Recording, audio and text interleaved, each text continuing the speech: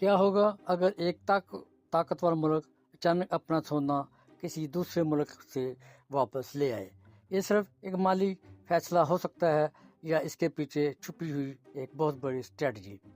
آج ہم بات کرتے ہیں فرانس کے ایک ممکنہ قدم کی جو عالمی طاقت کے توازن کو بدل سکتا ہے۔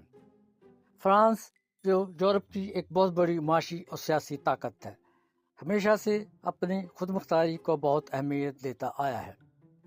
میکرون واقعی امریکہ میں رکھا ہوا سونا واپس اپنے ملک منتقل کر چکا ہے، تو یہ صرف ایک مالی فیصلہ نہیں ہوگا بلکہ ایک اسٹریٹجک پیغام ہوگا۔ یہ پیغام ہو سکتا ہے کہ ہم اپنی دولت اور وسائل پر مکمل کنٹرول چاہتے ہیں۔ دنیا کا مالی نظام آج بھی بڑی حد تک یونائٹڈ اسٹیٹس کے ڈالر پر چلتا ہے، لیکن جب بڑے ممالک سونے کی طرف واپس آنا شروع کرتے ہیں تو اس کا مطلب ہوتا ہے کہ وہ ڈالر پر انحصار کم کرنا چاہتے ہیں۔ اگر سیاسی نقطہ نظر کے حوالے سے بات کریں، کچھ لوگ اسے ڈونلڈ ٹرمپ کی پالیسیوں کا رد عمل سمجھتے ہیں۔